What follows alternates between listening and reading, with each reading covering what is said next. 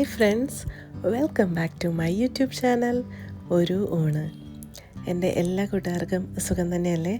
അപ്പോൾ ഞാൻ ഇന്ന് വന്നിരിക്കുന്നത് ഊണിന് വേണ്ടിയിട്ട് നമുക്ക് നല്ലൊരു മെഴുക്ക് പുരട്ടി തയ്യാറാക്കാൻ വേണ്ടിയിട്ടാണ്. അച്ചിങ്ങയും പച്ചക്കായും കൊണ്ട് വളരെ എളുപ്പത്തിൽ തയ്യാറാക്കാൻ പറ്റിയ വളരെ രുചികരമായിട്ടുള്ള ഒരു മെഴുക്ക് പുരട്ടിയാണ്. അപ്പോൾ എൻ്റെ എല്ലാ കൂട്ടുകാരും വീഡിയോ മുഴുവനായിട്ട് കാണണം. വീഡിയോ ഇഷ്ടമായാൽ ലൈക്കും കമൻറ്റൊക്കെ ചെയ്യാനായിട്ട് മറക്കരുത്. കൂടാതെ സബ്സ്ക്രൈബ് ചെയ്യാതെയാണ് നിങ്ങൾ ഈ ചാനൽ കാണുന്നതെങ്കിൽ ഉറപ്പായും സബ്സ്ക്രൈബ് ചെയ്തിട്ട് ആ ബെൽ ബട്ടൺ ഒന്ന് പ്രസ് ചെയ്യാനായിട്ട് മറക്കരുത്. അപ്പോൾ നമുക്ക് അരിഞ്ഞു വെച്ചിരിക്കുന്ന പച്ചക്കായയും കുറച്ച് അച്ചിങ്ങാപ്പയറും കൂടി നമ്മൾ ഒന്നിച്ച് കുക്കറിലിട്ടാണ് വേവിക്കുന്നത്. അപ്പോൾ ഞാനിപ്പോൾ അച്ചിങ്ങയും പച്ചക്കായൊക്കെ നന്നായി കഴുകിയതിന് ശേഷം ഒരു കുക്കറിലേക്ക് ഇടുകയാണ്. അതിലേക്ക് നമുക്ക് ഒരല്പം ഉപ്പ് ചേർക്കാം.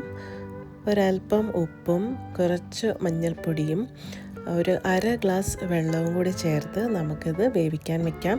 ഒരു വിസിൽ വന്നാൽ മതിയാവും. അതിനുള്ളിൽ തന്നെ ഇതെല്ലാം നന്നായിട്ട് വെന്ത് കിട്ടും. പിന്നെ നമുക്കിന്ന് ഊണിനുള്ളത് കുറച്ച് ചാളയാണ്. ചാള ഞാനിവിടെ വറുക്കാനായിട്ട് എടുത്ത് വെച്ചിട്ടുണ്ട്. അപ്പോൾ അതുകൂടി നമുക്കിന്ന് ഊണിനായിട്ട് തയ്യാറാക്കിയെടുക്കാം. അപ്പോൾ ആ സമയത്തിനുള്ളിൽ നമ്മുടെ അച്ചിങ്ങയും പച്ചക്കായൊക്കെ നന്നായിട്ട് വെന്ത് കിട്ടും.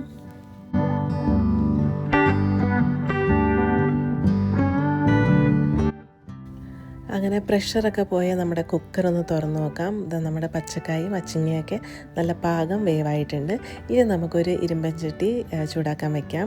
അതിലേക്ക് നമുക്ക് ഒരു 3 ടേബിൾ സ്പൂണോളം വെളിച്ചെണ്ണ ഒഴിക്കാം.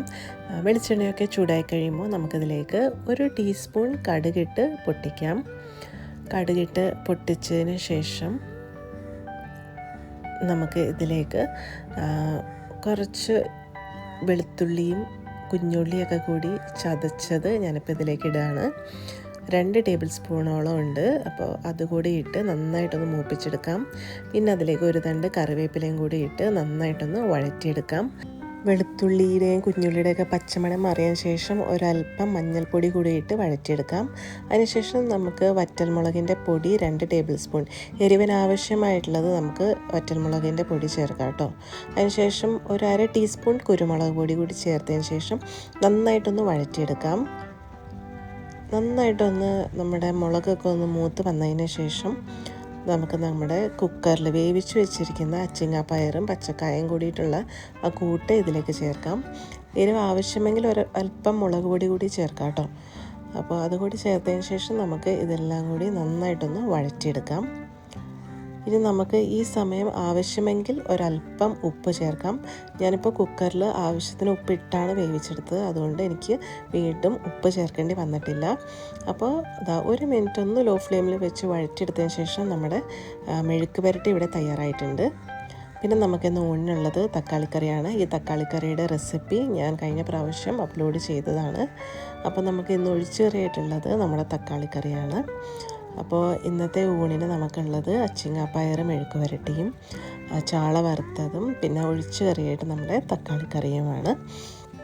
അങ്ങനെ നമ്മുടെ ഊണിനുള്ള എല്ലാ വിഭവങ്ങളും ഇവിടെ തയ്യാറായിട്ടുണ്ട്. അപ്പോൾ നമുക്ക് ഊണ് വിളമ്പാം. അപ്പോൾ ഇന്നത്തെ എൻ്റെ എല്ലാ കറികളും ഒക്കെ നിങ്ങൾക്ക് ഇഷ്ടപ്പെട്ടു എന്ന് വിചാരിക്കുന്നു. ഇന്നത്തെ ഊണും എല്ലാവർക്കും ഇഷ്ടപ്പെട്ടു എന്ന് വിചാരിക്കുന്നു. അപ്പോൾ ലൈക്കും കമൻറ്റൊക്കെ ചെയ്യാനായിട്ട് മറക്കരുത് കേട്ടോ. നമ്മുടെ ചാളയൊക്കെ ഇവിടെ നന്നായിട്ട് മൊരിഞ്ഞ് വന്നിട്ടുണ്ട്. അപ്പോൾ നമുക്ക് ഇന്നത്തെ ഊണ് വിളമ്പാം. നല്ല ചൂട് ചോറിൻ്റെ കൂടെ ആണ് നമുക്ക് ചൂട് ചോറൊക്കെ ഇട്ടതിന് ശേഷം നമുക്ക് തക്കാളിക്കറിയും നല്ലൊരു വളരെ രുചികരമായിട്ടുള്ളൊരു ഒഴിച്ചു കറിയാണ് തക്കാളിക്കറി. അപ്പോൾ നമ്മുടെ തക്കാളിക്കറിയും നമ്മുടെ അച്ചിങ്ങ പച്ചക്കായ മെഴുക്ക് പുരട്ടിയും പിന്നെ നമ്മുടെ ചാള വറുത്തതുമാണ് ഇന്നത്തെ ഊണ്. അപ്പോൾ എൻ്റെ എല്ലാ കൂട്ടുകാർക്കും വീഡിയോ ഒക്കെ ഇഷ്ടപ്പെട്ടു എന്ന് വിചാരിക്കുന്നു. അപ്പോൾ നമുക്കിനി മറ്റൊരു വീഡിയോയിൽ കാണാം.